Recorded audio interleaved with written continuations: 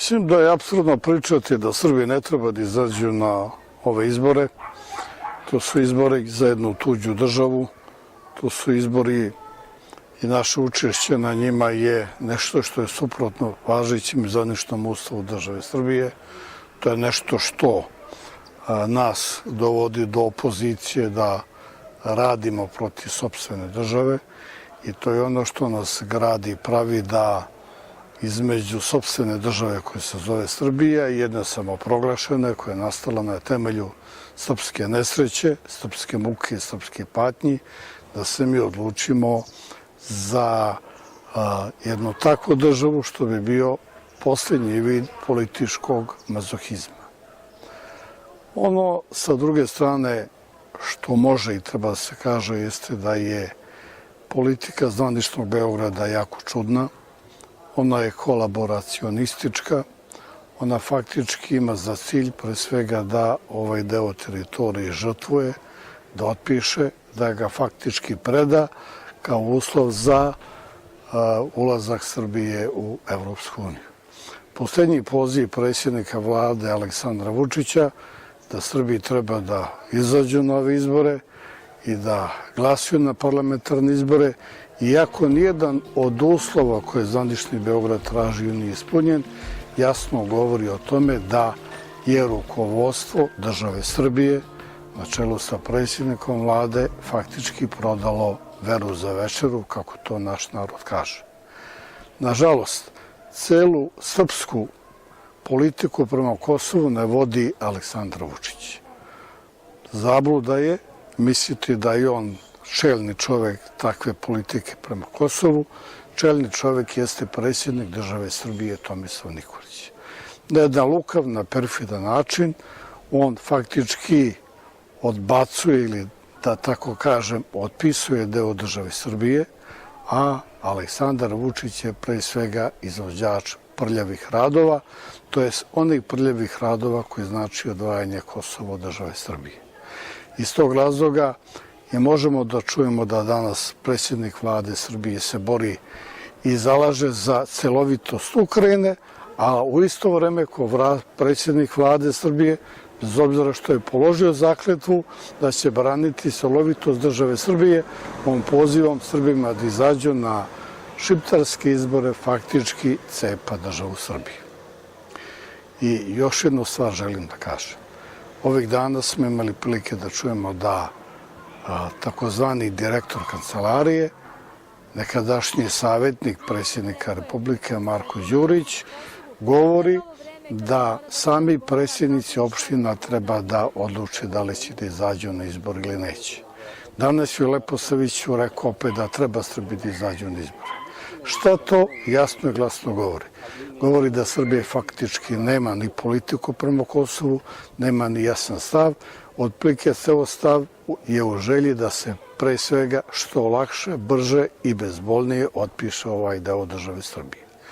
Gledajući ko danas vodi politiku Srbije prema Kosovu i ko se faktički bori za rešavanje pitanja Kosova, dođe nam, naročito danas negde posle 100 godina od balkanskih ratova, da se zapitamo da umni ljudi srpske istorije su se bavili Kosovom, jedan Jovan Cvijić, Stojan Novaković, Nikola Pašić i drugi veliki umovi srpske političke misli, da bi danas imali jednog Marka Đurista, moram da kažem pomalo debilastog, imamo magistra koji se zove predsjednik Srbije Tomislav Nikolić i ostali bulumentu da jednostavno se bavi ovim najvažnijim pitanjem u istoriji Srbije.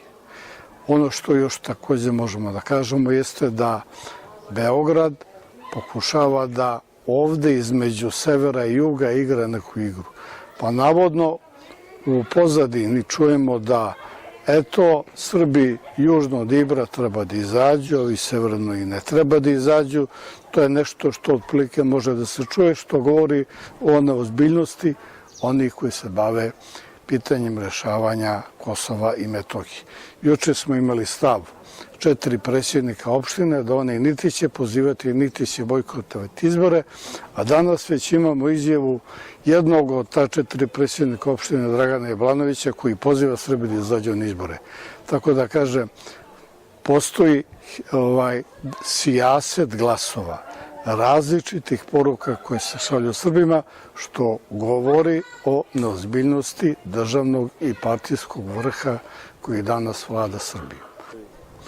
Oni su preuzeli sve medije. Danas u svetu, nažalost, vi ne vladate puškom, ne vladate atomskim bombama, danas vladate medijima.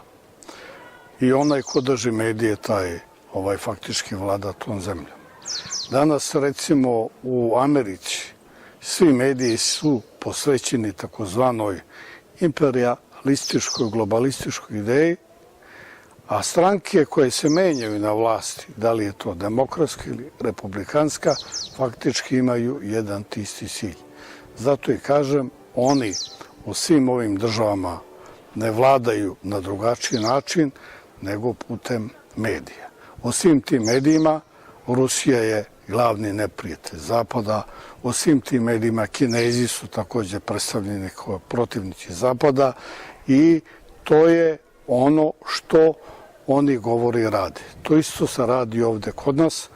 Oni preko medija maskiraju celu izdaju, oni preko medija na jedan način blokiraju sve informacije koje govore da Srbija klizi ka NATO paktu. Iz tog razloga je za srpsku bruku i nesreću da naši vojnici u Nemačkoj učestvuju zajedno sa pripadnicima ostalih država NATO pakta u jednoj vojnoj vežbi koja se zove Odbranimo se od Rusije. Šta to govori?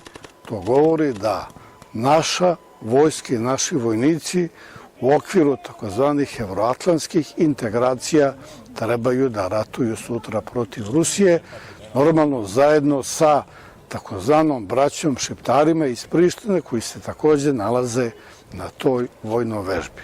To sve govori o jednom moralnom padu same ove vlasti, o jednom moralnom glibu u koje se rukovodstvo države Srbije nalazi i ja lično se nadam uz pomoć Boga, a mislim da će brzo doći vreme da ova izdajnička vlast siđe sa političke scene i da više ne obmanjuje i da ne vara više narod, pričajući mu priču o navodnoj evropskoj perspektivi, a danas vidimo da ljudi žive sve gore.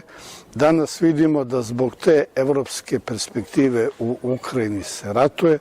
Danas vidimo fašizam zajedno udružen sa NATO nacizmom na vratima Rusije i to je nešto što sve treba da nam kaže i opameti nas da faktički moramo da vodimo sopstvenu državnu i nacionalnu politiku, a to znači da umesto evropske treba da prihvatimo Evroazijsku uniju ili je to naš jedini način da kao narod, kao nacija i kao država ne nestanemo.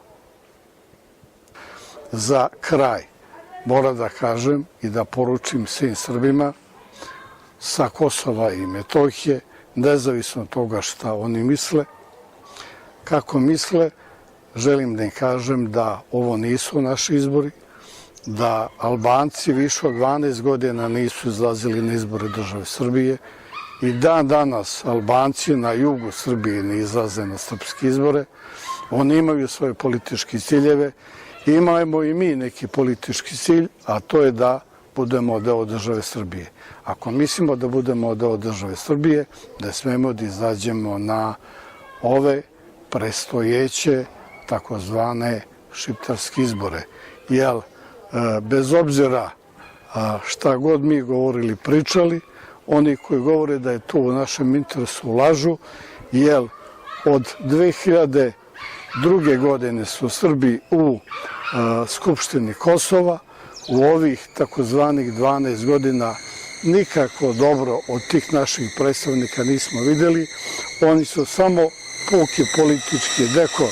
Iz tog razloga i mnogih drugih, ponavljam, Srbi ne treba da u nedelju 8. juna budu učesnici separatističkih, samoproglašenih izbora takozvane Republike Kosovo.